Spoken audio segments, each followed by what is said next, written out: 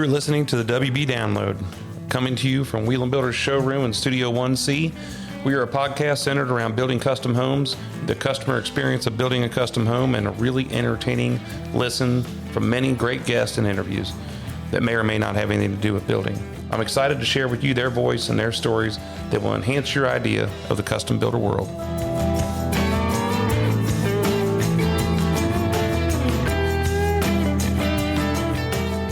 All right. Well, hello again, everybody. I'm Jeff Wieland, president of Wieland Builders, here with you on the WB Download. Thanks for tuning in with us. Today is Tuesday, August 27th, 2024. And man, we've got a lot of stuff going on in our world, and glad to talk about some of it here today. And let's talk about Homearama. We've been talking about it for a year now or more, and it kicked off last Friday night. Was our opening night. We call it a preview night. And it's a big party with about 750 or 1,000 people that come to the show and hang out with us. And so that first week here that we've had the show is always a full week. So as you're listening to this today is Tuesday, so it's Realtor Day, and we'll talk about that in a minute. But kind of take you through that first week a little bit. Saturday, we're usually hungover because we had a big party that Friday night, which is the dumbest thing we can actually do. And but it's a long day, and it's also the first day, so you're working out the kinks, understanding directions in the house and where the flow of the traffic and things you need to fix and things you need to change as people are coming through. And the show is open from noon to 9 on Friday, Saturday, and Sunday, and 4 to 9 on Monday, Tuesday, Wednesday, Thursday. So that Saturday and Sunday is a long day for us.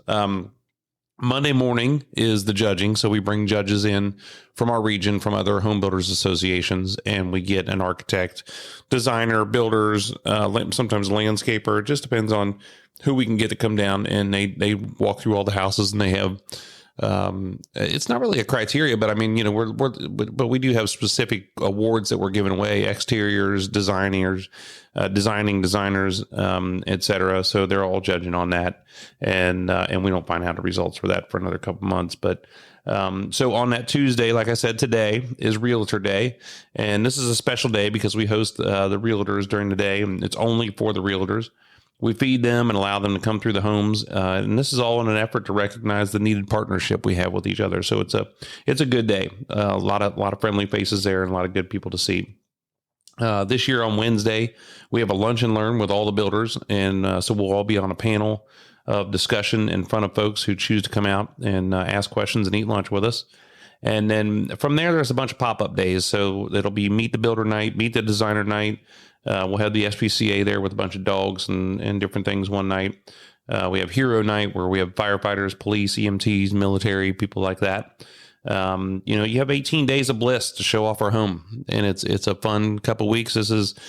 I don't know how many years this would be. I started out in 1986 when I was in the sixth grade, or working in Homearama, and have just been in various different parts of it all these years. So it's been a long time. This is Wieland Builders' special anniversary. This is our 25th time in the show, and this is the 25th house we built in the show.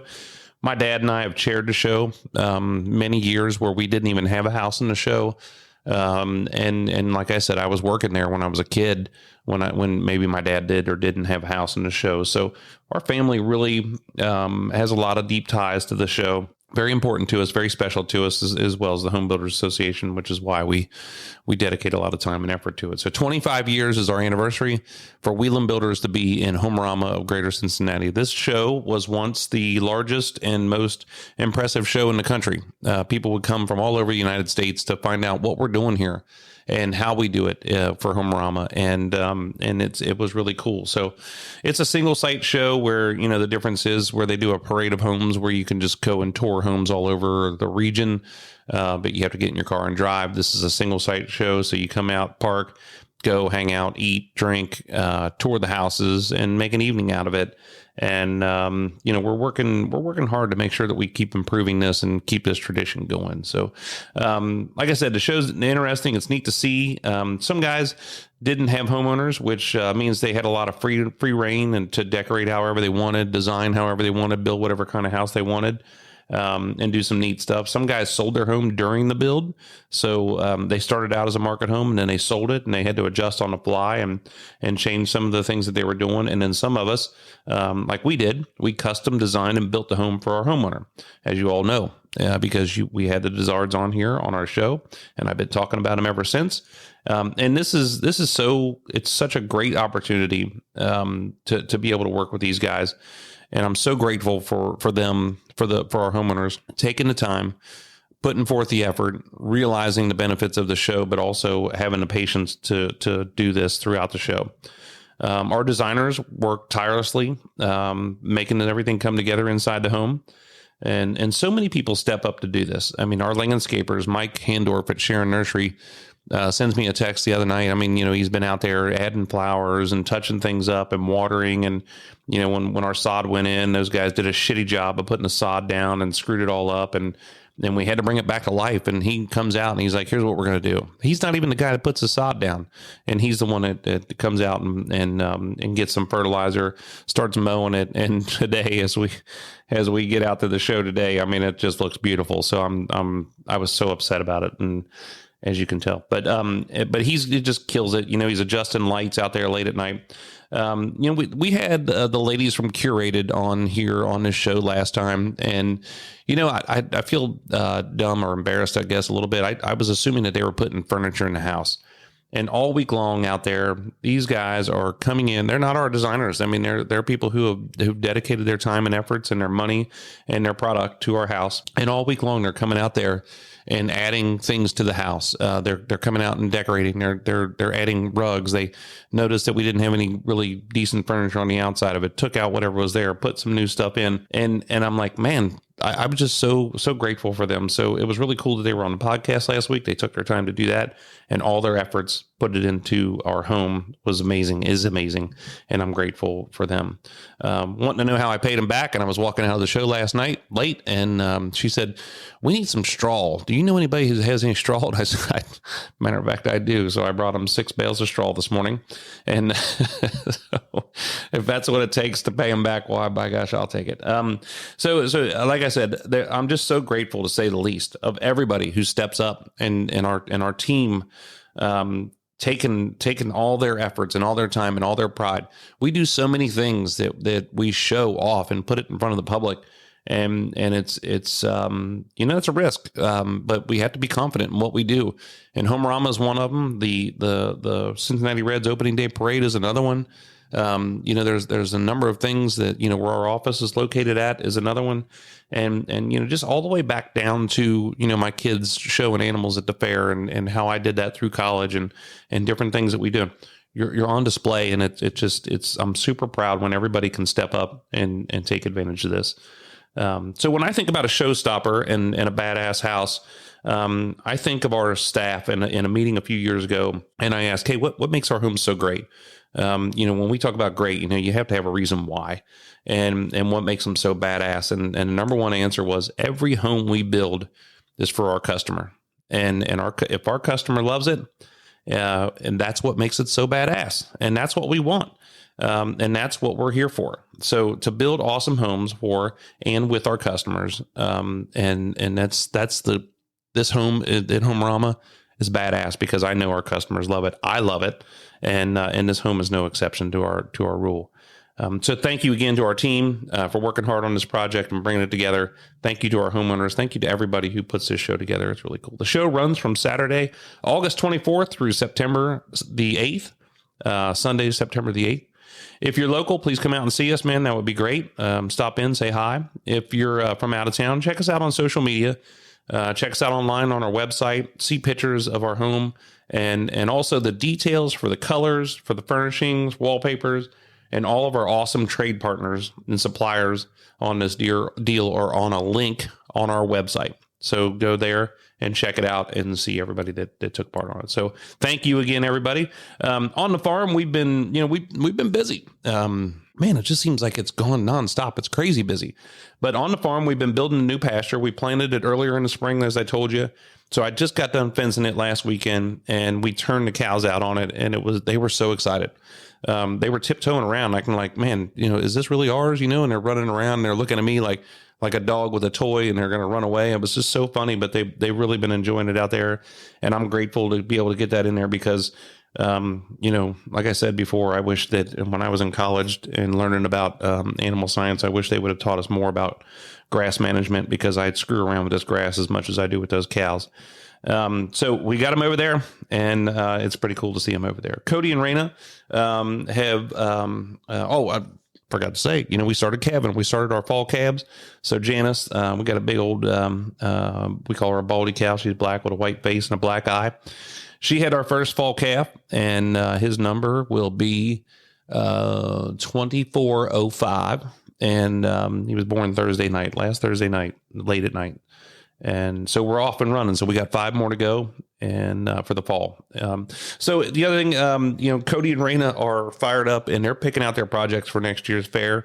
Raina has some friends of ours who are rabbit breeders. She's out there picking out rabbits, and we're deciding where we're gonna house them in the cage. She's got plans that she and I are gonna build the new cage for, a new home for them, which will be interesting. And Cody's checking out. We've already got 2 steers on the farm that we're going to do a born and raised show at the fair next year. We've already got those guys, but we want to go buy another show steer that's a little bit more fancy. So we're excited. And then Cody and Raina are both in school. They started school last week.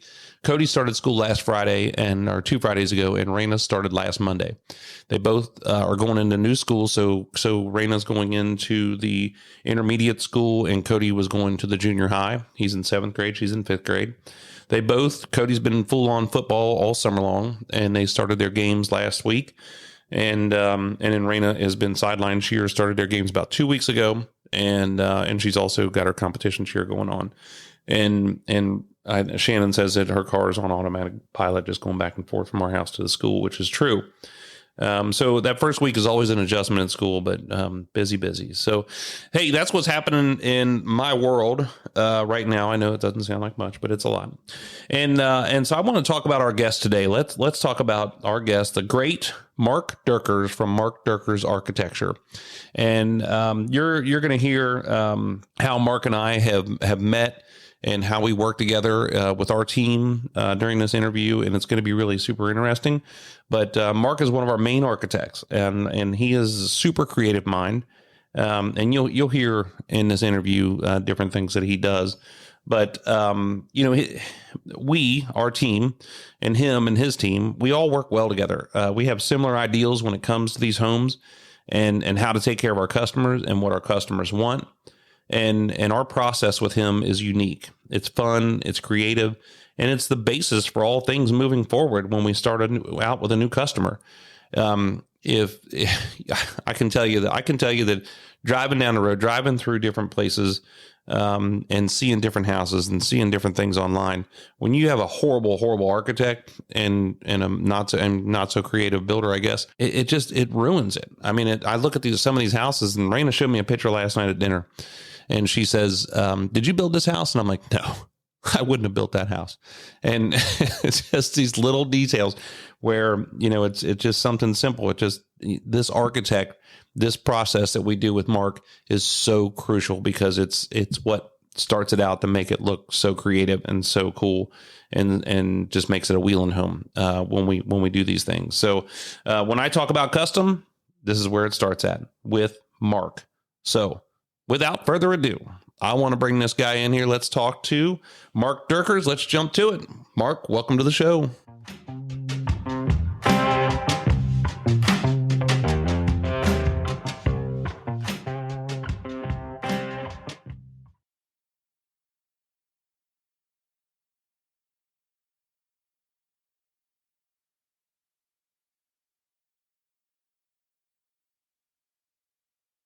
All right. As I said, today, our guest is none other than the architect of all times, Mr. Mark Dierkers. Mark, welcome to the show. Thank you. I was wondering why it took so long for me to be on the show. Oh, my God. How long were you thinking about that all the way over here? You said to be organic. I am disappointed. I was thinking about it since the first episode with your father. Yeah. Well, I'm sorry that it took so long. I hear that a lot. People are like, why don't you have me on the show? And I'm like, most of the time it's because I don't really want to talk to you. But I mean, with you're interesting. We got to talk to you. So I don't know about that, but no, I appreciate it. I just in jest, but I appreciate you thinking about me and having me. Yeah, well, I think that, the reason why we do this show is because I feel like the world is interested in what people have to say, and you're one of those people. And so why don't you give us a little bit of history about yourself? Because I think you have got like where you grew up at, and how many kids you got, where'd you go to school at? Let's hear it, because I think I want to hear what you got to say, because I don't think I know all this stuff. Okay. Yeah. Well, I was born in Reading, Ohio. Oh. Which is a middle-class suburb, east side of Cincinnati. From a family of 8, I have 5 siblings, Wow. 4 sisters and 1 brother, and grew up in Reading until I was 13 and then moved to Evendale. We needed a bigger house. We grew up in a ranch. It was 1,000 square feet, 1 bathroom.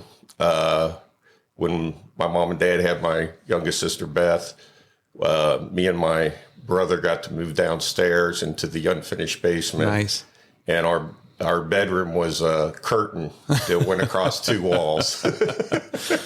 Now you're a tall guy. Now how tall are you? I am 6'6". I would have thought you were taller than that, but I think you are taller than that. I think your doctor is lying to you. But so was your mom and dad both tall people? I was 6'6" till I started working with you. Beat you down. No, my dad was 6'3". Mom was probably 5'8". Huh. Wow. I shouldn't say was. She's still alive. She's still So, but no. And most of my siblings are fairly tall. I'm the tallest. Yeah. Yeah. Huh. Yeah. That's cool. Yeah. That's cool. So I grew up in Reading and had a great childhood. And I was thinking about it, kind of what formative years. And back, I grew up, I was born in 1960. So when we were growing up, obviously before internet, before cable TV, before a lot of things. So pretty much you entertained yourself. Yeah. You went outside and played with everybody else whose families were large families, or you entertained yourself, and there was no play dates. There was no, mom and dad doing stuff with you during the day. So I spent a lot of time building things with Legos, Lincoln Logs, Rector sets. And I think that was kind of the basis of the formative years of interest in building, interest in designing. So it starts at a young age, whether you're conscious of it or not. I mean, yeah. I mean, I used to design baseball stadiums out of Legos. Huh. And we had I'm a Catholic. We grew up Catholic, so we always had a manger scene underneath the Christmas tree, and would have the manger scene built out of Lincoln Logs. Really? That was my job every year. Man, yeah. Like it wasn't a kit. Like you just made it? I made it. They didn't have Legos back then, Lincoln Logs. They didn't have kits like where you build the Star Wars ship, which I think was good because you had to use your imagination. Yeah. Yeah. It wasn't all pre-scripted for you. I mean, that's I don't think people realize, in today's day and age for Legos, that's a pretty tough job because they have architects that work on their staff. I mean, a lot of them, right? And they're designing each one of those pieces. And this is completely off topic, but we were in Dallas and went to the Lego museum with my kids, and I just remember taking the tour back there, and it's like, man, that's a lot of stuff going on there to be an architect for Legos. Yeah, I think it was actually I think they originated maybe in Switzerland or Finland. Yeah. It's a Swedish product, but yeah, I mean, we grew up doing that, and that's how you entertained yourself. That was a big part of your day. So, nice. And I wouldn't have changed growing up in Reading for the world. I still, when people ask me where I'm from, I always say Reading, not Evendale, because that's where I have all my good memories from. Yeah. So I do the same thing growing up in Ross. So yeah. So then in high school, I got to work for an engineering company, a mechanical engineering company. And that kind of got me interested in whether I was starting to think about college and whether I would do architecture or engineering. And I had to decide. And thank God I chose architecture. And I was lucky enough to get into the University of Cincinnati, and which at the time was probably one of the top 3 architecture schools in the country. Yeah. So it was a big honor, and it was really hard. It was 6 years. I think we should have had a master's degree when we graduated. We only had a bachelor, but it was a really good experience and set me up for the rest of my life. That's pretty cool. Yeah. So you went to high school. You went to Muller though at high school, right? I did, and people say that, and they look at me. I'm 6'6", 275 now.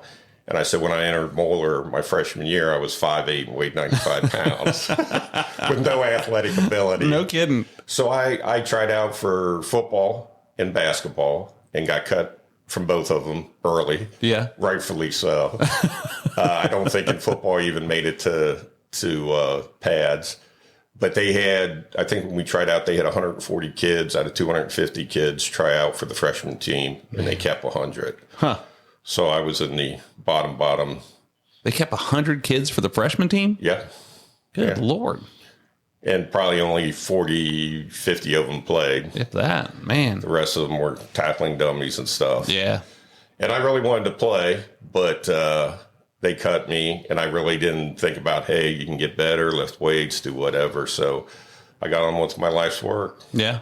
But Muller was a great experience, too. I wouldn't change that either, because I've developed a lot of lasting friendships that still go on today. There's probably 20, 25 of us that get together regularly for golfing, charity work, happy hours. Yeah. And my 3 sons also went to Muller, and they still have some of their best friends are still Muller graduates, which they're all late 30s, early 40s. And I just think that's really cool that obviously I think they did something right. Where you can have those kind of relationships still. I hear that a lot, especially coming out of Muller and even UC, where and it's usually people who are in business or have some success in business where they know they have those relationships that stem back to high school and stem back to college, and they still carry those relationships on today. And I think that's something important. I think it's especially true with high school in the Cincinnati area.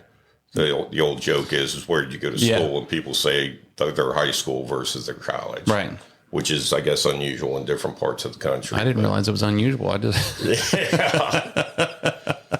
Yeah. That's the number one opening line for anybody today. Is like, well, where'd you go to high school? What year did you graduate? Yeah. When I went to high school, we lost freshman year in football. We lost freshman year in the playoffs, and then we never lost a game again. So we were like 44-1 the time I was there. Yeah.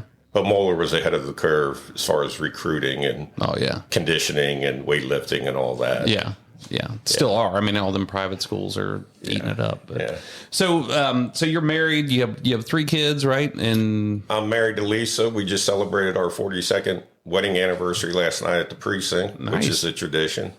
Have 4 children, Ryan, 41, Tyler, 38, Jake, 35, and Stephanie, 31.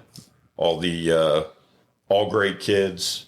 I felt like we did a really good job raising them, but they've done a better job on their own as far as being good kids. That's good. Got their morals, their integrity all in the right place.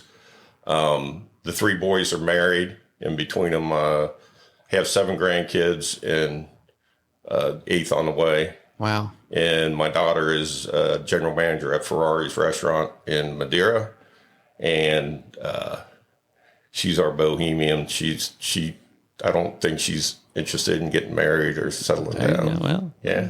And so how long? Great kids. How long do you sweat that when you're wondering if your kids are going to turn out good or how they're I feel like is there ever going to be a hump where you're like, oh, thank goodness. I don't think we ever sweated it in high school. Yeah. I think you sweat it when they get into college and start like making career decisions. Like my oldest, he wanted to be in sports management. And I kept saying, do you really want to do that? Yeah. And then he got his degree from OU, a master's from X in that. and then found out it's really a low-paying job. So he went to work for an electrical company, Craftsman, here in town. Yeah. And then got some experience basically just doing general office work, and went to work for Great America, and he works there now. Okay. Their commercial bond division, and actually has just got a big promotion and is doing really well. Huh. So, but when they're in high school or college, you start to worry about their career decisions or their paths. My youngest son didn't really like college. Kind of found out after a couple of years it wasn't for him. Which I said, I always try to encourage him to get into the trades like you do. Mm-hmm. And he works for a commercial generator company, a Greco. Okay. And they do work for World Series, Olympics, all that. And he's doing well. So, college isn't for everybody. So I was worried about him a little bit getting through that. But he's come out of it fine and is a good guy. That's good. Yeah, I agree. I mean, school in general is not for everybody. We had this conversation this morning in our production meeting, and we were talking about how old people were and age, and I think that somebody said it just keeps getting better as you get older. Like, life is good, and a couple of people said, "Man, I don't think so. I'd like to go back to being young." And I said, "I wouldn't go back to being young again, especially being in school where a teacher." Your fate lies with the teacher's judgment. Yep. And that's just ridiculous. I mean, I still believe that the teacher should be graded 50% and the student should be graded 50%. Because if you suck as a teacher, it's not the student's fault for not learning from you. You're supposed to inspire them, and I just remember sweating that all the time and freaking out. So I agree. I think as you get older, I think that things are better. Well, I would only want to go to school once too. I agree with you. But I thought for, high school, especially college, it would have been nice to go to college when I was 30 after real life experiences, because the stuff you were just talking about, I think you would look at it in a different grain, a different light. Yeah. Well, probably be much more enjoyable. I'd also think too that I'd never regret all the things that are going on and different decisions and stuff that have been made in life, because it brought me to where I am today. And, I wouldn't change this for anything. I've changed certain days, but I wouldn't change this. We would all for certain things. So let's talk about, you're an architect, and I am. Some days you do, and we've been doing business together. So let's talk about how we know each other. We've known each other for years because you were drawing Homearama houses and I was always involved in Homearama and knew you from the business. But then you drew Mark Wernery's house. Yep. And in Rivers Crest, where I met them in 2014, Homearama, and then you drew their plans, and then that's how we got kicked off, saying, "Hey, man, this is working out pretty good. Let's start doing some things together." Yeah, it was a funny story with Mark and Debbie Wernery. I actually went to grade school with Debbie. Yeah, Debbie Pepper. And kind of after grade school, kind of went our own ways. And then I actually designed a house for them before the house you did. Yeah. And so when they came back and said they were working with you, I was kind of excited, because I've always, I heard about you, heard about obviously your dad. And it was like an opportunity to work with you. And usually what I found out is usually when I work with somebody new, a builder, that obviously if I do a good job or do my job the right way, that it could lead to future work. And I think it has. Yeah, I think it absolutely has. There's so many things that go on in specific trades that people don't realize. I think you're an architect, you put pencil to paper, or you put it in a computer and you draw it, and then all of a sudden it kicks out a plan on the other side. And I think there are some guys like that probably do it like that. One of the things that you do, many of the things that you do, but you draw it by hand. And is your inspiration. And every time we build one of the houses that you've drawn, it's the first time it's ever been built. It's the first time it's ever been drawn. And that's frustrating point with other people that other architects, probably other custom builders that they say they're custom builders, is really all they're doing is just looking through a book and they're going, oh, that's an idea. And then they take something that's already been done before, and you're taking it from your mind and putting it on paper, and it's from scratch, and it's really, really cool. But one of our milestones and one of our coolest parts of our whole process is when we're sitting down with those people through the process, and you've come up with your first sketch of the house, and you do the floor plans all in hand, all drawn by hand. You scale the furniture in the room by hand, and then you give an elevation, the single front elevation, which is really cool. But you wait until the last thing that we review to pull that elevation out. And we've seen people cry because they're so excited, so happy. One lady, I remember, she punched her husband in the shoulder, and she goes, I told you, look at this. And she was so excited. And it's for all of us, because this is the first time I've seen it too. And I'm like, damn, old boy did it again. so that's really important to me, because it's fresh. I mean, it's brand new. That's a point of being a custom builder, is doing things like what we just talked about right there, what you do. And I think you bring that home. So let me ask you this to wrap up what I'm talking about here is, when you sit and when you take notes in this meeting, and you're really good at listening to people and what they have to say, and then putting it to paper and nailing it, how do you come up with that design? I mean, is it just in your head? Is this just a creative thought process that you have, or how do you end up putting a pencil to paper? Well, I mean, first of all, I think it's really important before you start designing is to have what I call that programming meeting, where we sit down with the client and kind of basically walk through every single room and talk about room size, room relationships, room heights, what kind of furniture you're putting in there, what orientation it is. So I think one of my better qualities is, and I get a lot of feedback from customers, is that I'm a good listener. Yeah. And I don't know if that's unusual, but I kind of pride myself on it. So, and then also before you start, it's also nice to walk a site. We did that the other day with the Hearts, and it was super good that we did that, just because this had a tree line, and the grading fell off, and their expectations about what a lower level should be. And with you being there, you kind of saying, well, if you do this, there's some negatives to it. So to me, that's super important. But then once I start, I mean, most people, we tell them about 3 weeks for the initial design. Yeah. And I don't know if people have the conception that, the next day I'm starting design, but to be honest with you, I don't. I probably start a week before we meet. And, the process, I feel, for me, that process of just kind of being, I wouldn't say under the gun, but just like I've got a deadline, I guess it spurs the creative juices. And, but I don't necessarily have the design laid out beforehand, but I think, site dictates that, lot orientation dictates it, number of rooms, what I've learned from the programming meeting, all of that goes into it. And it's just as important feedback from you and Alicia, as far as what you've had and meetings before you bring them to me. Do you always start, like, I don't want to give away all the secrets, but do you always start like on the left front corner, or do you always start with the garage, or is something that you do specifically to kickstart it, or not? You just... No, I mean, I usually start with the floor plans, but while I'm doing that, I have elevations in mind. Yeah. So that, massing and the way you pull rooms back and forth, that's going to affect roof lines and massing. Usually, I mean, I start in the center of the house, the foyer and the great room, which is usually where we start when we're doing a programming meeting. Yeah.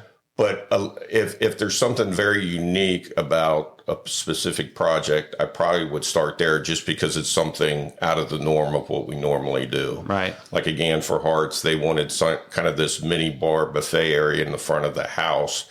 And it's like, how do you get that into it where there's a good relationship from the front door to the back kitchen area? And that was kind of unique. So I kind of started there. Yeah.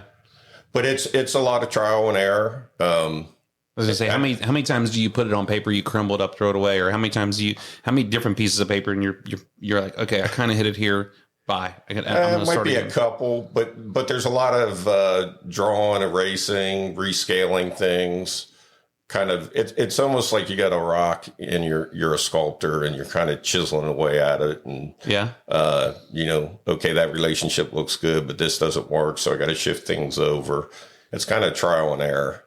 I like last couple of jobs I've designed. I think it would be neat just to have like a camera just watching me work. I think it would be too. I mean, it probably wouldn't be interesting to look at it, but I think it would give people a really good idea of what kind of time it takes and kind of the process. You'd have to put pants on,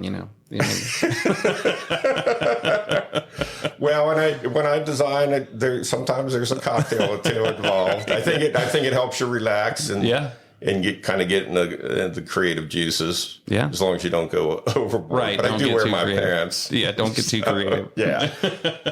But yeah, I mean, and I think it would also people would realize how long it takes. Yeah, I mean, a typical house design is probably 35, 40 hours between the design and the presentation, which, like you said, is all hand drawn.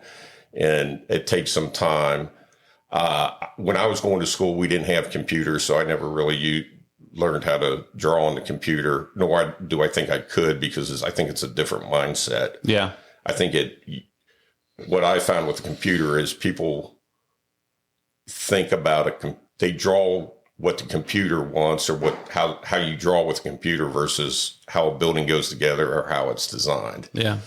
And also we've done design drawings on the computer, and there's no sexiness to them. Right. No warmth,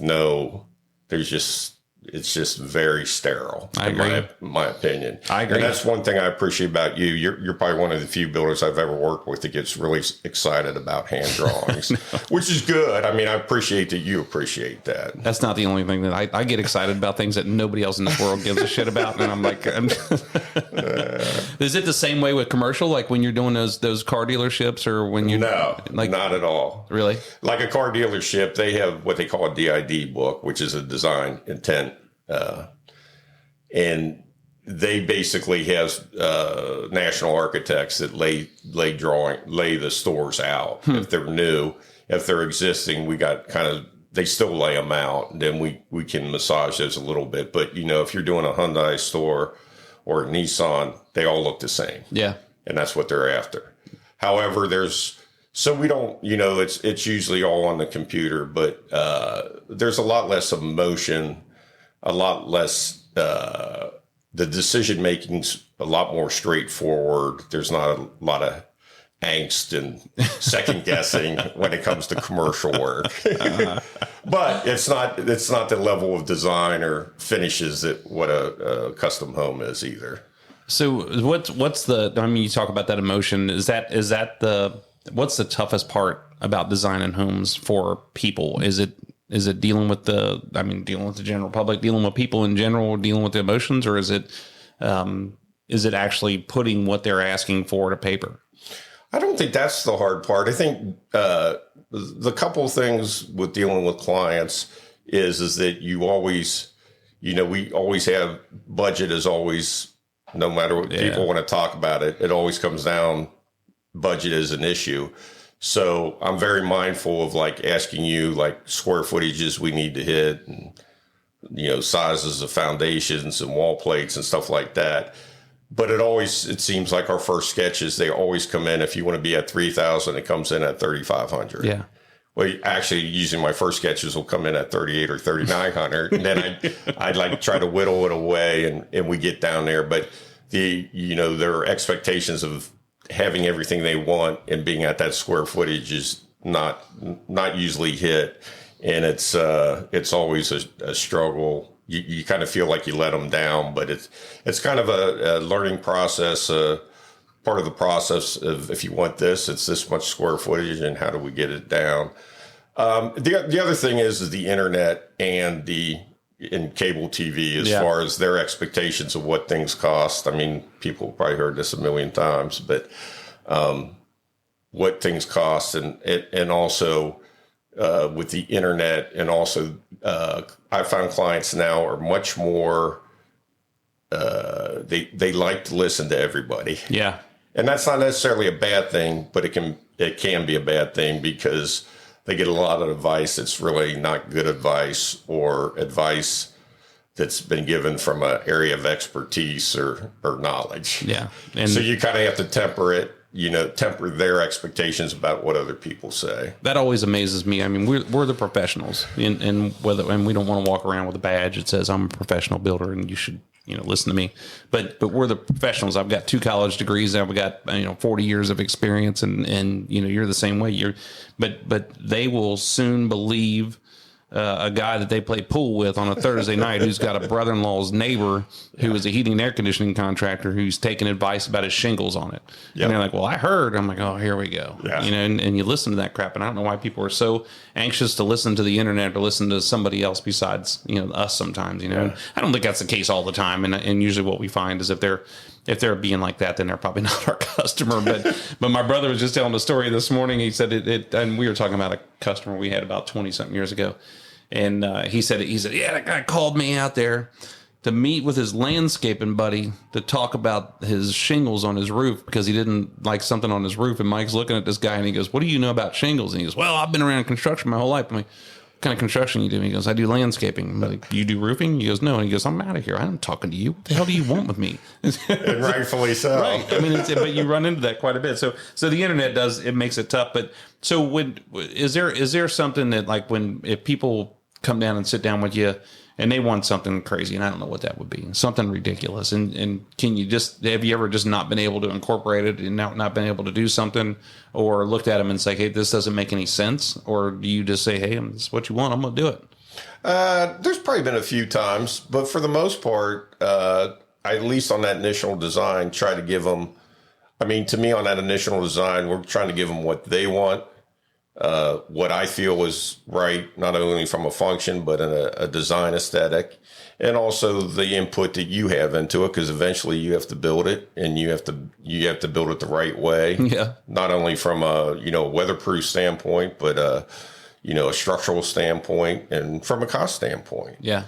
So no, and usually those kind of things, I like to try it, because sometimes when you try to do something and show them how ridiculous it is, it proves the point much better than if you just say you can't do it. Yeah, no, I'm not going to do that. Verbally. Yeah. We've never heard of that before. We're not going to do it. That's crazy. Yeah, that's why they come to us, is because they can't get what they're looking for in just a normal builder or something, and so it's interesting. We keep talking about the conversations that you and I have, and Alicia has, and the customers have, and this correlation between you and us and the customer.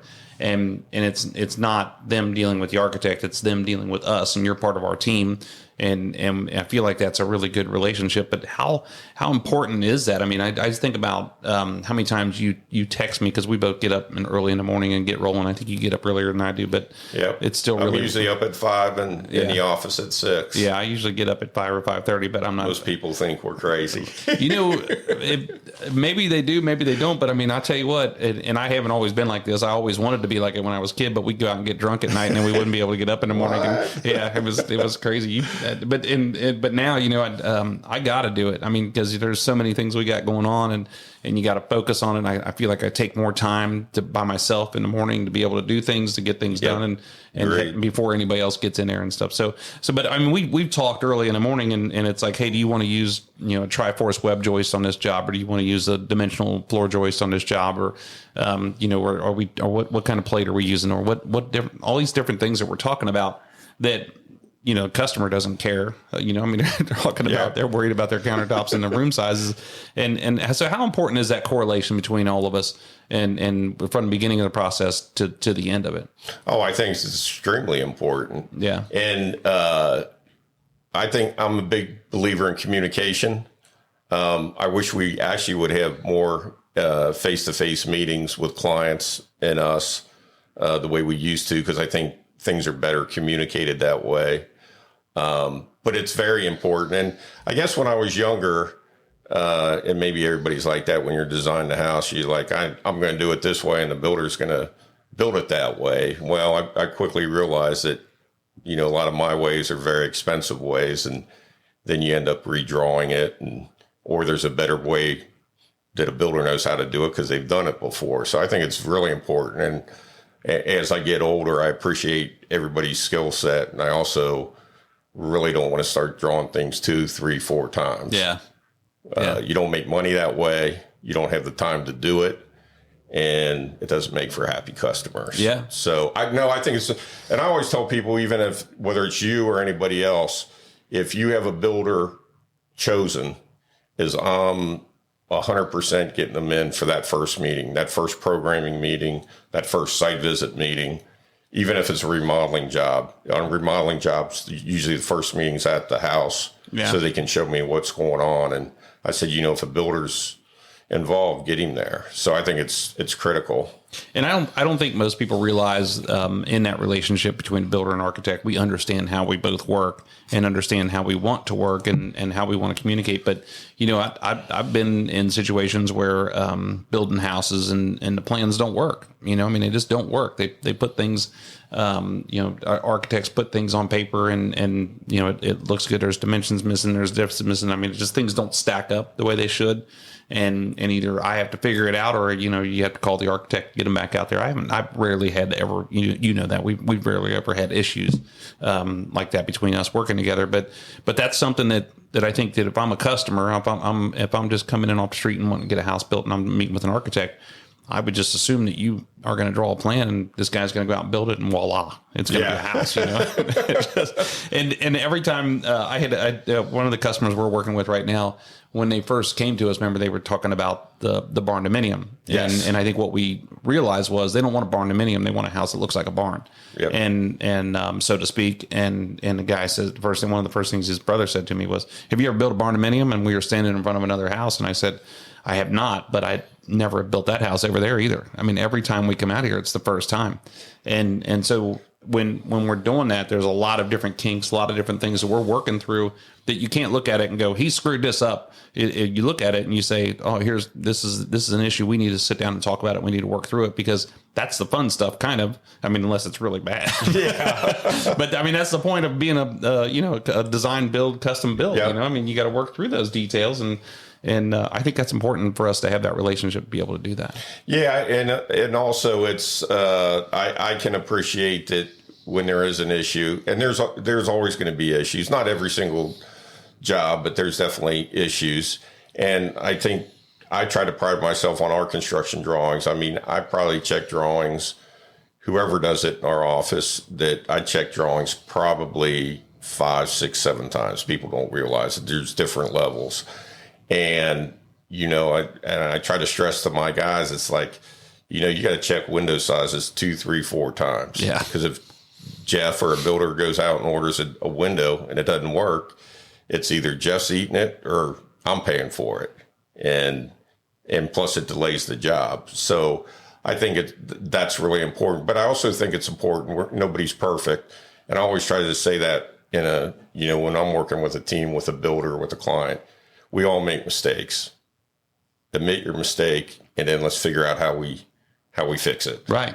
And I think if you do that, like if you call me up and say this joist size doesn't work or this truss doesn't fit where you've got it, you don't ignore the problem for 2 weeks. You call them up and some people do. That's how they deal with issues. I know exactly what you're talking about. But to me, it's like I'm calling it up. Yeah, that was my mistake. Let me call the truss company and see what we can do.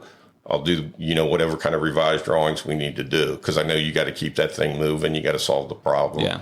And burying your head in the sand is not going to solve it. Yeah, So. I'll tell you, 9 times out of 10, I don't give a damn whose mistake it was. I don't care whose problem it was or whatever the issue was. I want to worry about getting it resolved and figuring out the best path and solution to get to there. And most of the time, if you come out and you walk up on a job and go, oh, the architect screwed this up, by the time we're done fixing it, you realize it was probably not his fault or her fault, or it's just a combination, or it's something completely different than what you thought it was, and you have to work through that stuff. So it's so important for that problem solving to get through that. And then let's talk about how we're going to remedy some other things that we have going on with that whole thing. And I think the other thing is whether I'm doing construction drawings or my 2 draftsmen are, that we do not get out onto the job site enough. Yeah. So, we have a level of understanding of how a house goes together. But I always tell my guys when they draw a detail, and it's like, okay, imagine a carpenter up on a ladder 30 feet in the air, and he's got to bend over, sideways to nail this piece of blocking in. It's like, how is he going to do that? You got to put yourself in their shoes, whoever's doing it. And I don't think we do enough of it. And that's probably more of a time constraint issue that we don't do it. I try to encourage my guys is like, on your own time, go out and do it. But nobody wants to do that. Nobody wants to do it. But I think it's important. That's why I always said, I think one of our co-ops when we were at UC should have been working for a contractor. Yeah. And when I say working for a contractor, not in the office, I mean out in the field, whether it's, hauling a 2x12, from the truck over to where it's supposed to be, or setting trusses or whatever, digging ditches, whatever. I think that would have been invaluable. Yeah. I would agree 100%. I mean, you have to live through it. And it's the same way I learn every single day, still learn different things. And we've been doing this our whole lives, literally. And every single day I look around and I'm like, son of a bitch, how did I not figure that out? How did I not? I can't believe that popped up, and I can't believe something's different. And every day you're learning new stuff. And it's really important just to have that experience to learn how to move forward. So experience is the great teacher. That's right. And that's why a lot of times on my drawings, people, all of a sudden somebody will see something. They say, well, why'd you do this way? Or why'd you put that note on the drawings? It's like, well, because the last house I did, I had this experience, and, I found out you can't do it that way, or it needs to be on the drawing. Yeah. So, yeah. So I feel like in construction, we end up chasing history a lot of times, because people are always asking me, what's new? What's innovative? What's happening in these houses? What's so cool? And I'm always like, I don't have an answer for you. I think they're looking for some kind of crazy thing that's going on. A magic pill. Yeah. And I'm like, well, I don't know. The other day we put brick on the house. And but I think that it's so many times we're chasing history, meaning that, if you, our pantries, for example, in these houses, I always think that's something that's not new, but it's increasingly a bigger part of the house. It's taking up more real estate. It's a back kitchen at some point. It's evolved. Yeah, I mean, it's got more cabinets in there than the kitchen does a lot of times. And now, so that's what I mean by, we're going back in time to a big pantry, what we used to have. People used to do that. And now we're making it more.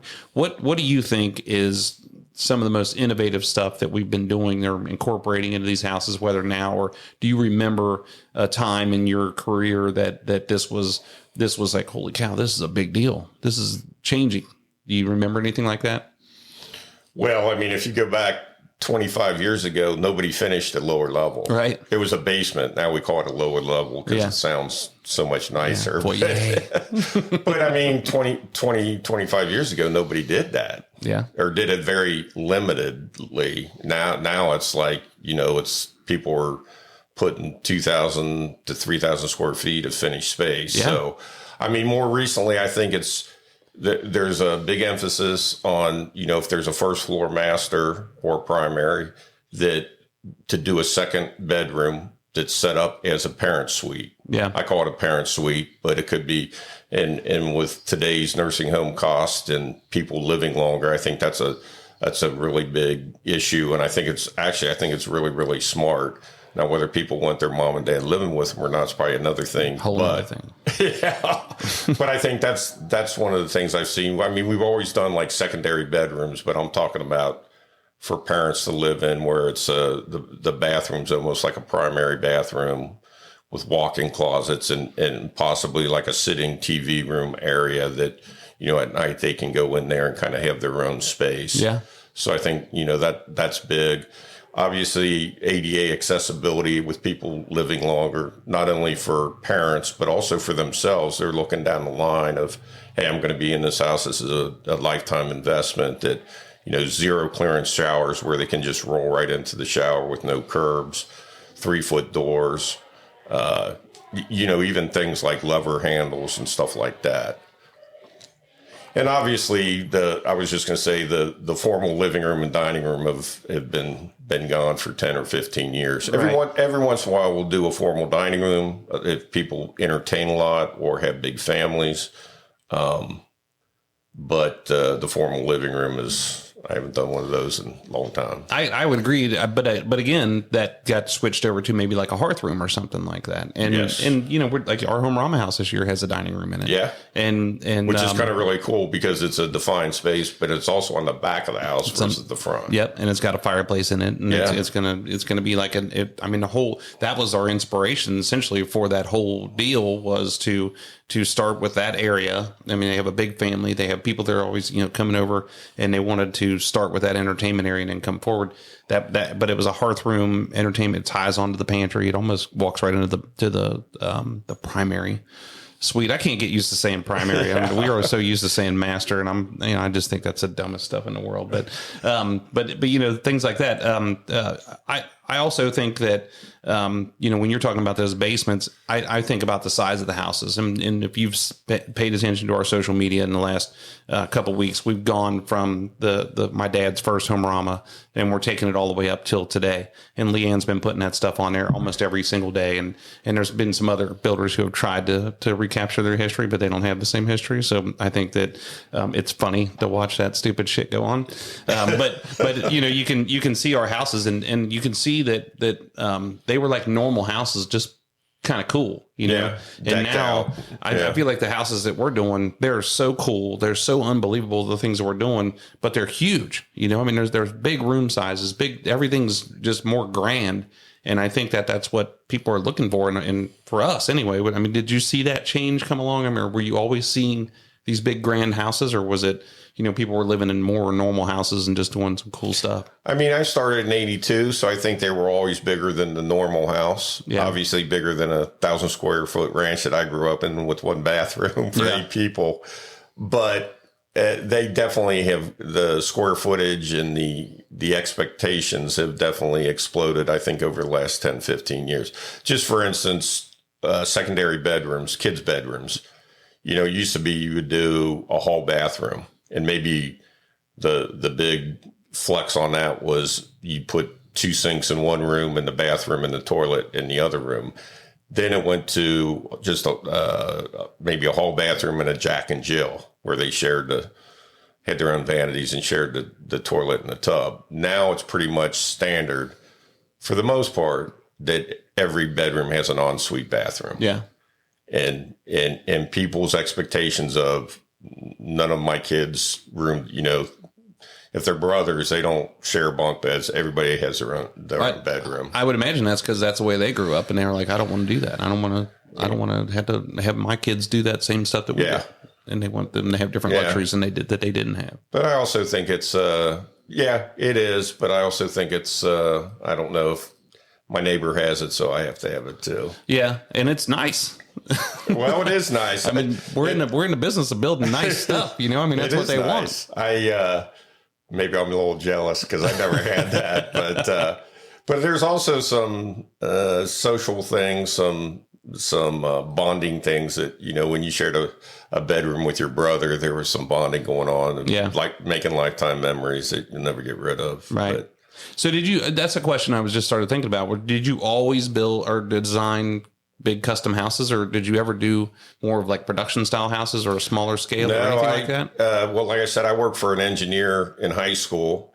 And then when I got into college, when I co-opted, I worked for Norris, Foote, and Elliott, which is Larry Norris, Jerry Foote, and John Elliott. And Larry Norris and Jerry Foote, they were probably really well known for custom building. Yeah. I mean, if you mention their names, they were well respected, and they were known. And they did a lot of, like, when I was working for them in the late 70s, early 80s, they were doing a lot of California contemporaries, like up in the lands what's up there by Mainville, whatever that was. Landon. Sorry. Yeah. And they were doing a lot of those. So that kind of opened my eyes to contemporary, which those were kind of they were doing those out in California at Sea Ranch. And when they were into school, that was kind of the latest, modern, most up-to-date housing designs. Yeah. But started with them co-oping, and they always did custom homes. So we never did production homes. I think when a production builder is building, $150 or $250,000 houses to do architectural drawings is a luxury. And, for what we do, it wasn't a good fit. Right. Yeah. So that's a good topic too, is we didn't really touch on that, is you've had essentially the same job your entire career, because you worked with Larry when you were in college, and then you guys became partners at some point, right? 1988. Yeah. I graduated from UC in 84, and then you had to take your architectural license, which you only could do once a year.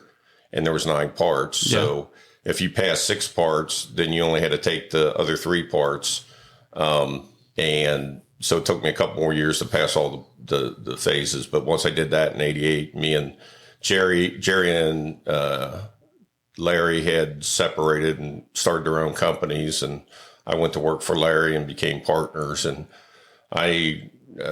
John Elliott, I worked for when I was in co-oping, and he would redline drawings and I would just do construction drawings. And I knew a house inside and out just from what he taught me. And then Larry gave me the opportunity to start designing and kind of running my own. We kind of ran our own jobs, even though we were partners. And he put a lot of trust into me, and he was probably my biggest promoter. Yeah. Which I'll be forever indebted to. Yeah. But I had 3 really, really big role models. I had Sam West, who was an engineer in high school, still friends with him today. I had John Elliott, and then Larry. So I was blessed with having really good people as role models. Yeah, that's amazing. That's why they call them role models, because the role that they play in your life, of course. But that's amazing, the inspiration and the things that can come out of somebody like that. You know, and I hope that I always think that tell young kids is, don't be afraid to make somebody your hero, or make them your hero, because you have somebody to look up to, somebody to strive for, somebody that can, and hopefully they're doing the right things. Yeah. But it's really cool to be able to have somebody or multiple people like that inspire you to go further, to do things better. And I think that's really important. Yeah. And sometimes you don't realize that till later on. Exactly. Yeah. But look for them and always look for them, not only for what they do, but ask questions. Yeah. You always hear that about, if you want to get better at something, hang around people that do it well and ask questions, take them out to lunch. Yeah. Ask a bunch of questions. Yeah. Go watch what they do. I would agree. So what's you just bouncing off of what you were talking about, your designs, and I noticed that about you a long time ago, is that, and when we first started doing business with you, that first house we did was modern contemporary. Is that your favorite design, or what's your favorite architectural design? Probably if you said you had to pick one, yeah, I would. But see, to me, that's modern contemporary for Cincinnati. Yeah. Which is, Cincinnati's somewhat of reserved, or they let everybody else kind of be the leading edge for a while before they latch on to things. And it's no different, in my opinion, in architecture. I like that. But to be truthful, I really like all different styles of architecture, because I think it's just different challenges. And I know one of the things I've always prided myself in is I don't have a particular architectural style. To me, a job as an architect is to design the house that the client wants. Yeah. Whether that's Frank Lloyd Wright inspired, whether it's modern contemporary, country farmhouse, whatever. So I like doing the different ones. I think there's different challenges. We're just finishing up one now, a contemporary in Hyde Park down on Corbin. And it's all got flat roofs and stucco and ribbon windows. It's very contemporary. It's very cool. And I think the biggest thing people think when they see a contemporary house, and it's so simple that it's easy to design. And a lot of times, the simpler a design is, where you have less constraints, the harder it is to design and to build. Yeah. So, but I like all different styles. I'm probably the one style I'm not crazy about is probably historical styles. Really? Yeah. Yeah. Like, a Center Hall Colonial or Georgian. I wouldn't mind doing it just because you rarely do them anymore. But that would probably be the one I don't hate it, but it probably wouldn't be one I would look for. There's so many rules in that historical stuff, especially if you get into a historical place like Wyoming or something like that, where you're building over there, and Wyoming in Ohio, and it's things all the way from operational shutters, to true divided light windows, to size and proportions of windows. Exactly. I mean, it's unbelievable, but at the same time, I think that's kind of cool, but it's a pain in the ass, you know? Yeah. I like old school stuff. I mean, like when we built that 2020 Homearama house, and remember when we first designed that thing, we had a set of steps that were coming off the street and going down underneath that front porch that were coming into the basement until we ended up with a 20-foot foundation. So that didn't work anymore. But I was like, it was all brick. I mean, it was like something you'd see in a brownstone in New York, you know, and that's what we based it on. And I was disappointed we didn't get to build that part of it. But I mean, it was still really, really cool. But you remember the brick that we used on that thing was oversized, just different tumbled looking, just, you know, I mean, it was just so cool. And I think that's chasing some old school stuff. And that was kind of a unique design too, because it was a vertical design. Design. It wasn't, you didn't have a 200-foot wide lot, and you had, I forget what the lots, I think it was like 30 feet, if I remember. So it was vertical. It was basically 5 stories. Yeah. So there was a lot of unique, cool design elements in that. I mean, if you want to get in shape, you could build a house like that.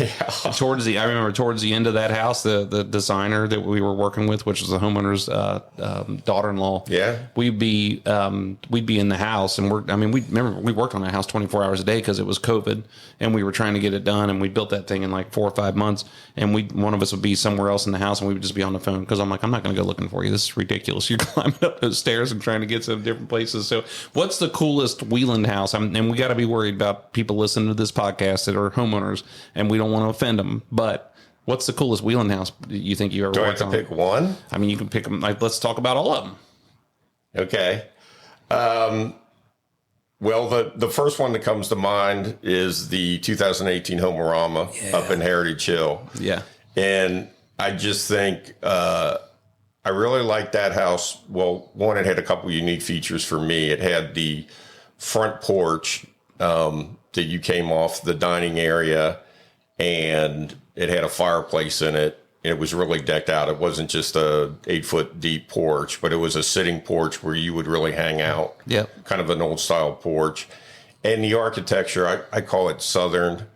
But I just think that elevation had a really nice feel to it. It was a very human scale. It just was well done. And the other thing is the vaulted ceiling through the great room, dining area, and kitchen. In the master bedroom. Yeah, and the master bedroom with the exposed trusses. Yep. So that one, Why Nots, which I think you refer to in your newsletters as Mulberry Hill? Mulberry Ridge. Yep. Sorry. Yep. But that was kind of, first of all, Jim and Kathy were just super clients to work for. But I really liked that just from the front elevation was, to me, very unique. But also it was unique because we created this walkway that went over to an existing house that I believe they end up renovating for her mom. Yep. And then just also the views that kind of set up on a ridge and overlooked downtown Hamilton from a distance. So it was just, all those things kind of, that was another one. Yeah. Just trying to think. I'd interrupt you, but on that 2018 Homearama house, it was the Ashby Manor.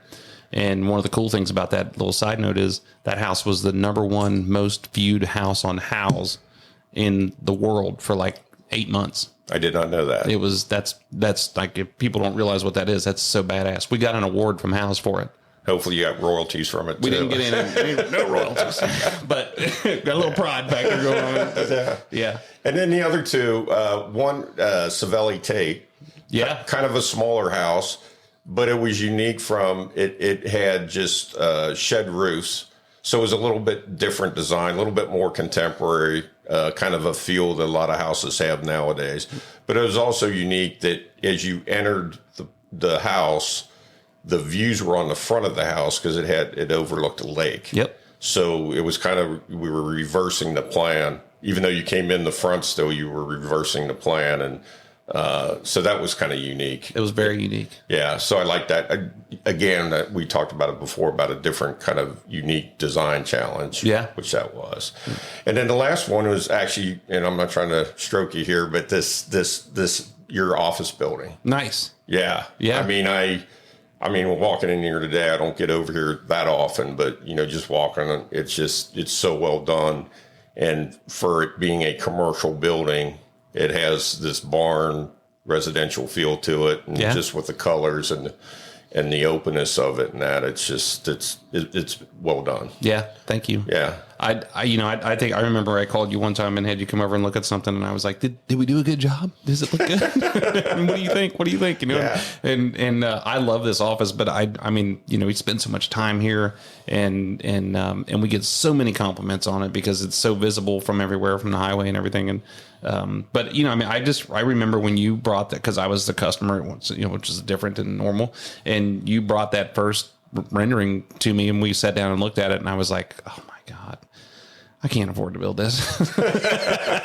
Yes, you can. But I'm like, I loved it from the minute we saw it, and we started messing with it and tweaking it. And oh man, it's been an awesome trip. So I would agree with you, man. Those things are cool. I think that all of those homes are so cool. I mean, I have different relationships with those people, and like the Ashby Manor, you know, we named it the Ashby Manor off of Sons of Anarchy from, really? Yeah, because I love that show. It was, Maureen Ashby was the lady over in Ireland that they thought was Jack's mom. Yeah. And so the funny thing is when they fill out that plan book information, they said, what's the origin of the name of this house? And I put Sam Crow on it, and nobody ever questioned me about it. And I'm like, it's a stupid movie. It's a Sons of Anarchy motorcycle club, and nobody ever said anything. But then working with Jimmy and Kathy, you know, Jimmy and I have been really, really good friends, best friends since we were in kindergarten, and to be able to build that house and to work with them too, and still, you know, be really good friends is really important to me. And that's such a cool house. And then, you know, the cool thing about Savelli Tate is that, you know, we met them on Zoom in COVID. You know, and we drew a couple different plans for him, and it took so long to get to the point where we were able to build it. But then Brad's a big auction guy, so he goes to different places, and we have a bunch of rookwood tile in that house that he had bought, and we put it in there.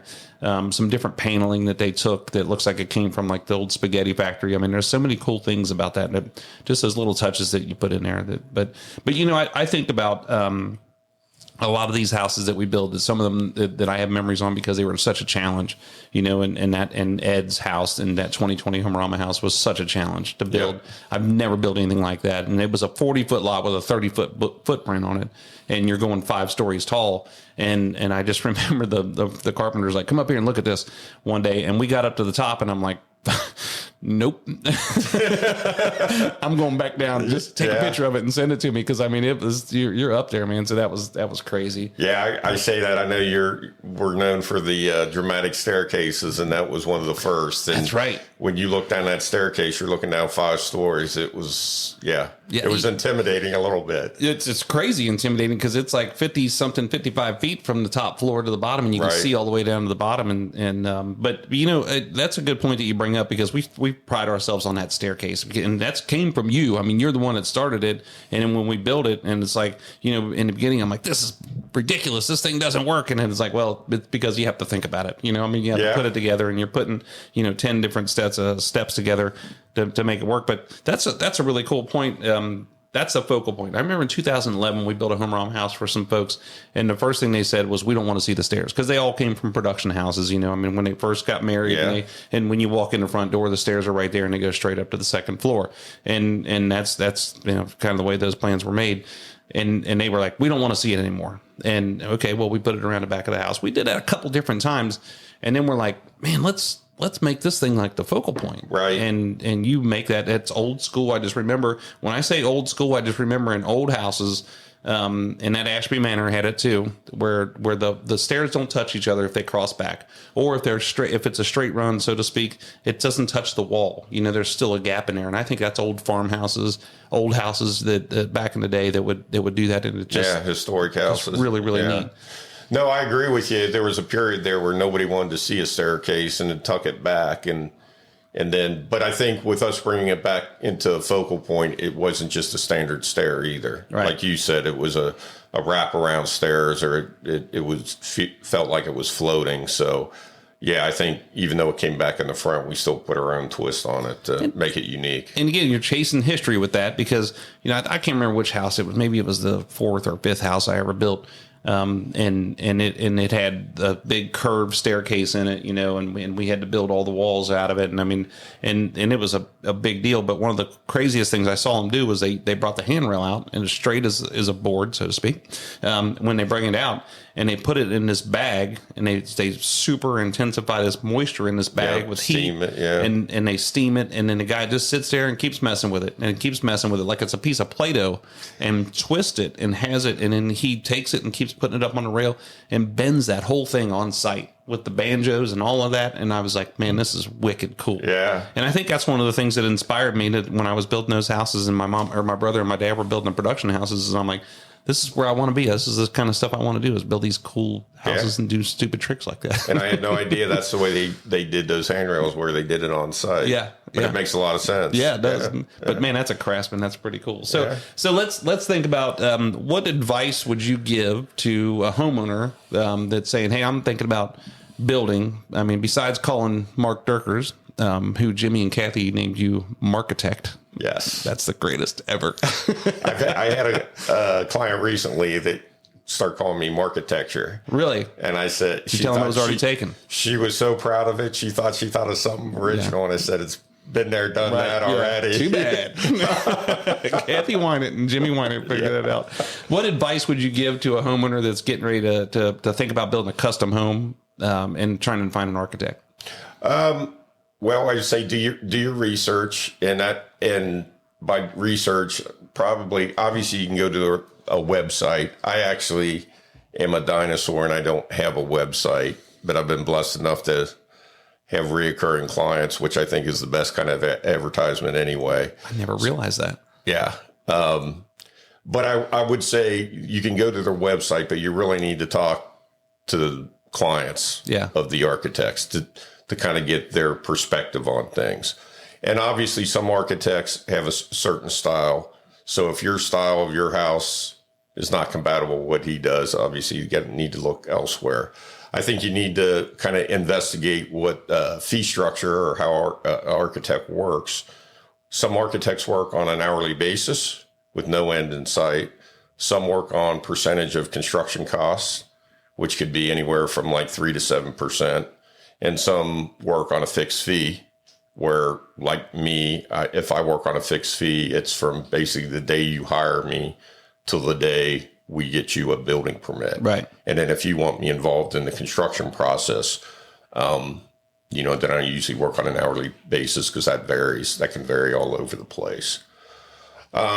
That fee structure is tough, because we deal with that in the building business, and if we do a cost plus and we say, hey, we're cost plus this, and they say, well, most builders are cost plus this. And I'm like, well, that's not true. And if they are, they're not going to be here tomorrow, and you don't know really. So that's really tough to understand what fees are incorporated and what they cover, and understanding the cost. So, I mean, if you're $20,000 to draw a plan and some other guy's sitting over there going, we'll do it for $5,000.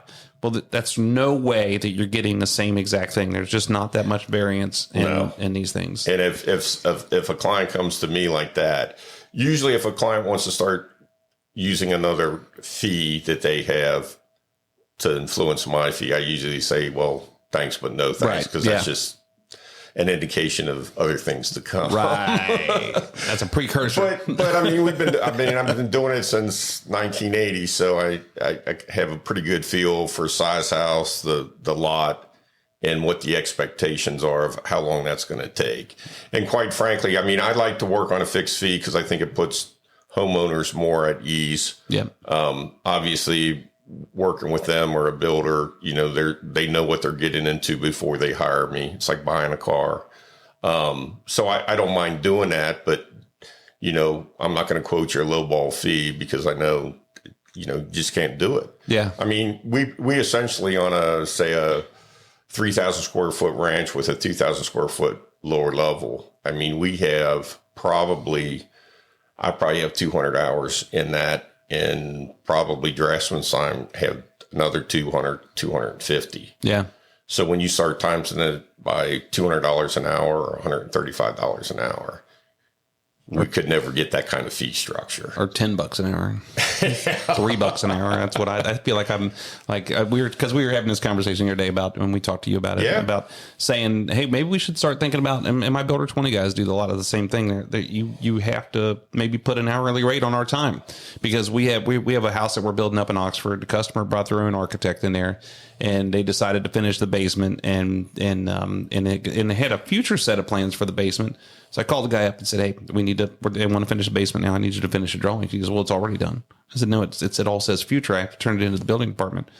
And he puts down this big old email to the point where I about walked up to Oxford and whooped his ass. And it's going on. But if you want me to do this, I'm $150 an hour. And so I'm like, well, that leaves me to have to draw it for free.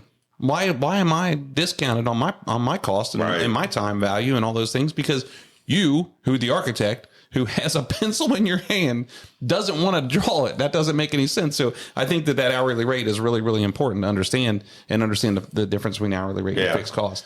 And usually I will do a contract, and it's very detailed about the fee structure, what's included, what's not. And I usually, when I do a contract, like when we do that programming meeting, I will write everything out that we talk about in the program meeting, and I put that in the contract. So it's not only for expectations of, here's kind of the scope of the work, but it's also good that a client understands, okay, he listened, you got this right, you forgot this. So it's a good kind of check and balance system too. Yeah, I agree. I agree. They can see what you're doing and understand that. And for the most part, with that fixed fee, I very rarely have a problem. So I think it's a good way to go. I built a house in 2010, and it was a Frank Lloyd Wright design, and the architect charged a total construction cost fee, like a percentage fee. Yeah. And when I got to the end of it was one of my first experiences coming back into more like seriously custom stuff. And I remember talking to the homeowner about it, and he told me how much he paid that guy, and I was like, "Holy cow!" It was like $100,000 and something on the plans, and I'm like, "Man, I don't."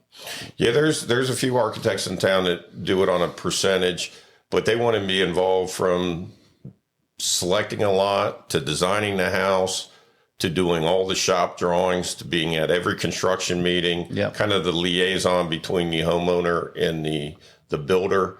Which, I mean, sometimes can be good, but like if they're doing shop drawing, like cabinet drawings, for the most part, I'm sure what you do is you take them and have them talk to your cabinet guy, and the cabinet guy does it. So it's kind of a repeat of a process. And I mean, I've known a couple of those architects where they're getting $600,000 fees. Yeah. On a $5 million house. Yeah. It's like, whoa. That's a lot. Yes. That's a lot. But so there's a place for everybody, I guess, and they obviously do business, and that's what they do. What other advice would you give? Would you give to a homeowner? Is there anything else besides that obviously kind of understand what you want in a house, and especially if it's a couple, whether they're married or just living together or whatever, is if there's disagreements on like what that house should be, not like what color the cabinet is, but just, kind of the main goals or room counts or whatever.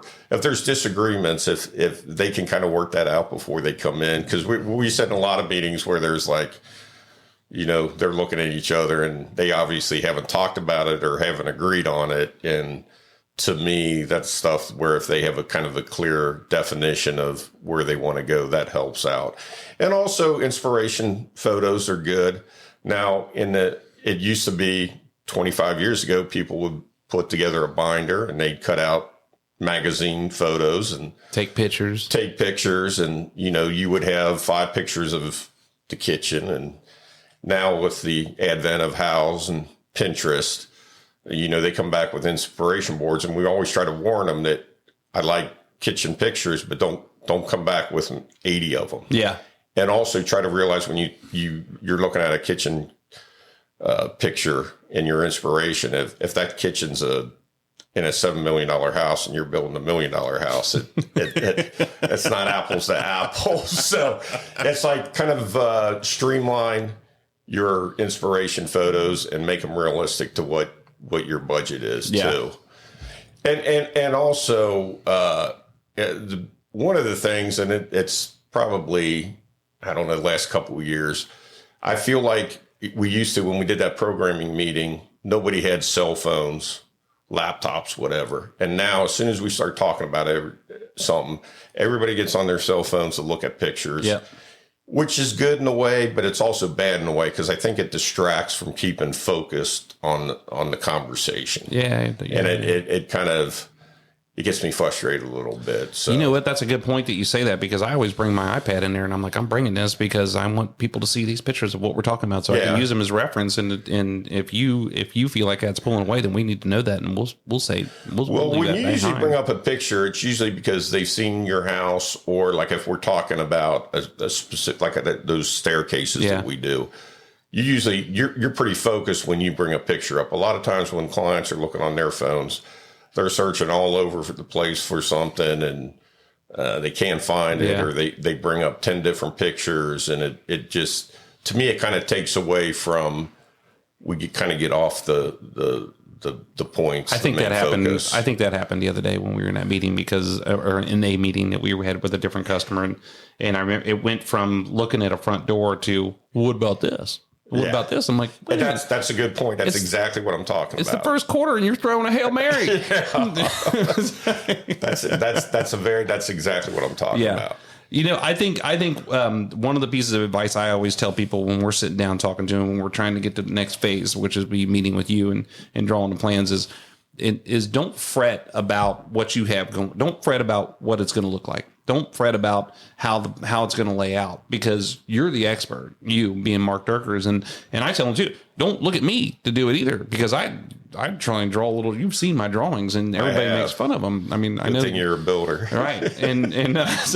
But I think it's so important to let you do your job. You have not only a pencil and paper, but you have a creative mind and you have experience, and that's why they should come to you, is for that. Yep. Not just to get, because if they just want a set of drawings, then you could probably just go get a draftsman to put them together, save yourself tons of money, and you're going to get just that. You're going to get a basic something or another. And I think if they're going to call you as an architect, they're going to call me as a builder, it's because you don't want the standard. I mean, people say the builder grade standard and all that. We don't deal with that kind of stuff. You know, you want to hire us for the things that we have to offer, and that's what I think why they should come to you. Well, and with the clients you bring to me, I think you guys have done a lot of that vetting process already. Right. Because I've heard you tell people that, you know, if you want this, then we're not the builder for you. I'd love to build your house, but if that's your mindset, that's not how we approach a design in a building. And it happens a lot. Yeah. But I mean, you know, we talk about the three things we want: time, passion, and money. And from our customers, and the passion is the time, but the passion is the biggest part that inspires all of this stuff, and that is the deciding factor as to how you proceed. You know, with you or with us, if you don't have that passion and you come in and you just say you're just waiting to hear the number, then that's not going to work out very good for anybody. No. You know, for us, for you and me, because it's not going to be a project that we're excited about. It's not going to be turn out the way they want it. And it's just not going to be good. So that passion is what really drives all of this. And you have that, you know, obviously, and the designs that you do, that's what brings it together. So I was just going to say another thing too, is when you're interviewing architects, you know, talking about all the other things. It doesn't hurt to come in and talk to an architect that you're thinking about hiring, and have him walk through the process of, you know, okay, I initially do design drawings, and here, you know, I bring out examples of, you know, my hand drawings, and here's what it looks like. And then we go through a couple of those iterations, and then, you know, sometimes we'll do preliminary pricing off that to make sure we're, you know, in the ballpark, or 10 or 15% of where your construction budget is. And then here's a set of my working drawings. Yeah, the guy's doing it for $5,000, but it's 3 pages instead of 25 pages. Right.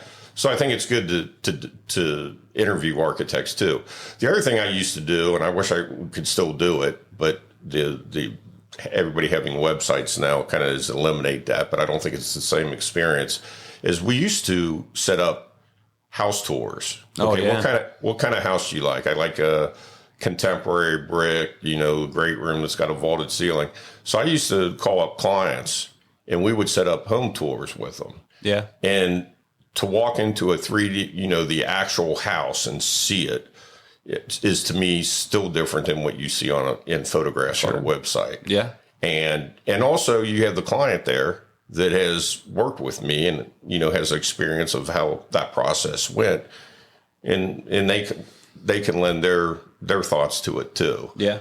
That gets to be a big ask sometimes of the current customer. And but a lot of them are proud of their homes. Absolutely. I mean, it's like a show car, it's their blood, sweat, and tears. And a lot of them like to show it off. I agree with you. Yeah. 100%. I just think that it's that stranger coming through my house factor that people, and it's probably a little tougher now after COVID and that. But we used to do it all the time. Yeah. It was the best-selling tool that you could have. Yeah. For sure. What haven't we talked about? What else do you want to say to the American people?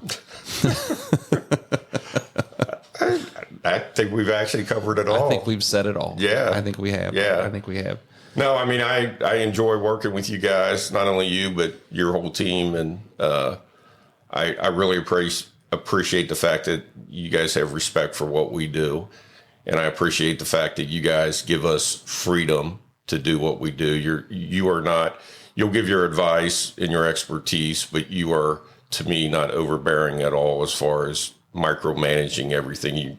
You respect my expertise and you let me do my job. So, which I think is important in building a good relationship. I agree. I think it's important. There's no reason for us to hire you and then come in and tell you how to do it. Right. That doesn't make sense. I want whether it's me or the plumber or I want your well, the plumber's a different story, but I want your expertise. That's the beauty of this business is that I can do all things. I can't be good at any of them. You know what I mean? If you're going to try and do them all. So I want to make sure that we're utilizing somebody for their expertise in what you do. And that's what I was just talking about with the customers. They're sitting there with a scratch pad and they come in with a graph piece of paper and they're like, well, here's what we were thinking. I just can't get this to work out. And I'm like, don't worry about it. Turn this over to the architect. That's my job. They're the expert, man. Yeah. And you're just going to be amazed. Trust me. You're just going to be so amazed by what they come up with. Well, and I appreciate that because there's a lot of times, especially when I do stuff and then they go back and show it to everybody. And like you were saying, their aunt that built a house 4 years ago. Yeah. Saying you shouldn't have that staircase in the front like that. Right. And it can be demoralizing at times. So I appreciate when people appreciate what I do and bring to the table. Well, if you take a few minutes to stand out in Homearama, and then that'll tell you what kind of thick skin you have, because people come through and they are experts and critics the whole time that they're there, and you have to listen to it.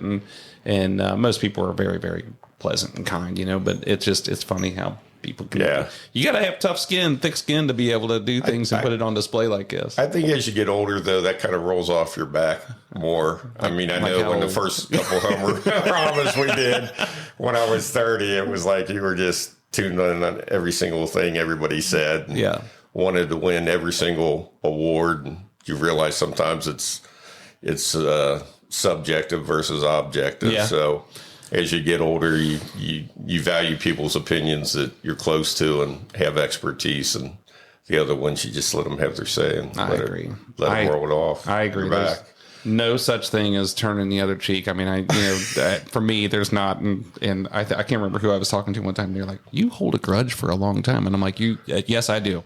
That's why we get along. Well, you're competitive. Yeah. You want to be the best, which is good. That's what makes you part of what makes you successful. I want to be the best for our customers and for our team, and I think that's the most important thing in a business anyway. So I'm not trying to compete with other guys who are going to do it there. You go sit down with 5 other builders, you're going to hear some kind of swan song, and it's going to be all just peaches and cream, and they're going to be like, oh yeah, it's great. They're great. What do they expect them to say?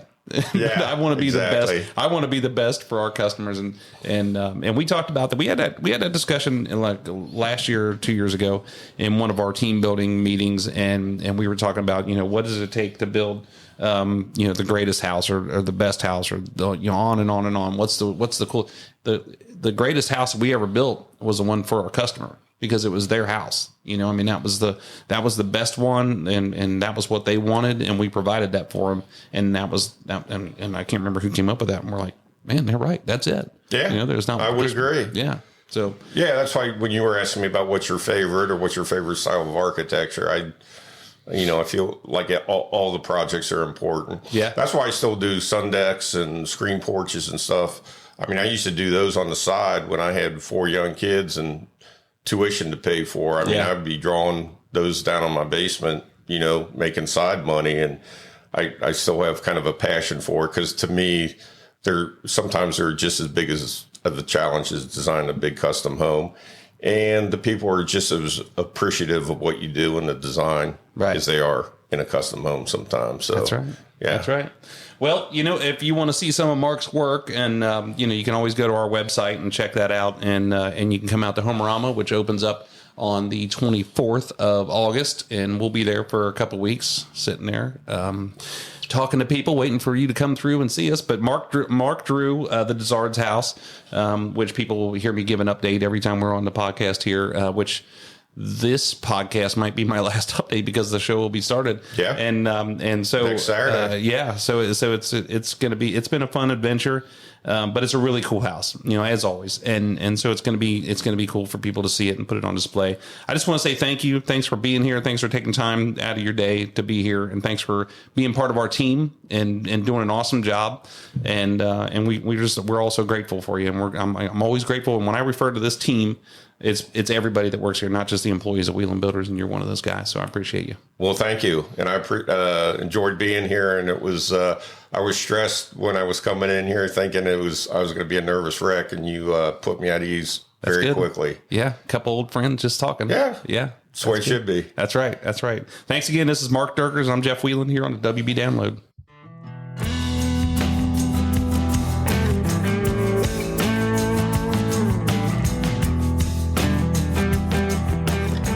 Well, all right, everybody. There you have it. Talking with Mark Dierkers from Mark Dierkers Architecture. He was our guest today on the show. And just, man, I'll tell you, I'm just in awe of people like him that we work with, that we get to work with every day, as they do just a fantastic job. And they have a specific skill set that they use to 110%. And it's so cool. Like he said, though, I think it would be cool to put up a camera and video him of how he's drawing and the things that he's doing, because I think it would be super interesting to see how many drafts he goes through, where he starts at. I've always been interested. I talked to a painter, and one painter told me one time, I always start on the right-hand corner of the room, and he goes around to the right instead of to the left. And it's like, really? I never even thought about that. And I think I do the same, but I think Mark would probably do the same. Where does he start at? How does he finish up? How does he enter things? How many times does he crumble it up and throw it away and whatnot? So, I mean, I think that's really, really, really cool. How he interacts with our customers, all of the things that come together as we build these houses, as we're in the middle of the build, when we have questions, we have meetings out at the site. It's super important for us to continue that relationship and communication. So, and we could probably go through our website and say, hey, this was one of Mark's plans, and you'll be able to see a distinct quality in the houses that he draws. So he is not, I mean, we have plans that we build from people who bring their own plans in. They have their own architect. We've worked with other architects in the past. We work with other architects currently. It just depends on what the people are looking for, and if they, like I said, if they have their own plans. So we've been around a long time, and we've experienced other architects, and everything. Always, we're a builder. We work it out. The partnership that we have with Mark is, and one of the milestones we have in showing these people these hand drawings and the things that he does, is part of the experience of building a custom home with Wieland Builders. And like I said, we're grateful for him and his team, and we're always excited to be able to work together. So I hope you guys get a chance to check him out. Check out our work on our website. Check out, I don't think he has a website because he doesn't need it because he's just so busy all the time. But Wieland Builders deal. So, hey, thank you, Mark, again. Thanks for taking time out of your day to come over here and hang out with us and talk and answer questions. And, we're just super grateful for you. So thank you to the audience. Thank you, everybody, for listening in to the WB Download. I hope if you have an opportunity to come out and visit us at Homearama, that you will do so. You'll stop in and say hi. And don't forget to check out our next episode. We drop on the 2nd and 4th Tuesdays of every month. And our next episode will be the designers of Homearama. And we're going to sit down and talk to them about the process and talk about them, how they do their thing, how they get started, how they, how they work. So it's going to be super interesting to have Robin and Kelly on here and talk through those details. So don't forget to subscribe to the WB Download here on your favorite podcast service. And like I said before, don't forget we drop on the 2nd and 4th Tuesdays of every month. And if you want to be part of the conversation, you want to have questions or you have topics or whatever you want, you want to bring me up on something, email me at wbdownload@wielandbuilders.com. That's wbdownload@wielandbuilders.com. And if you want to check out more behind the scenes, or if you want to see some of the badass houses that we build, you can go to our website at wielandbuilders.com, WIELAND builders.com. And one more thing I forgot to mention is last Friday was Terry Michael Ajewski's birthday. Terry is our site superintendent, one of our site superintendents here, and he has been with our family and with our company for a long, long time. And, when I was a little kid, I got to ride around with him when he was working for my dad, and I just want to wish him a happy birthday. So if you see him out, make sure you embarrass the heck out of him and wish him a happy birthday. Thanks again for listening, everybody. Thanks for tuning in to WB Download. I'm Jeff Wieland here on the WB Download. Thanks again to Mark Dierkers. Have a good week, everybody.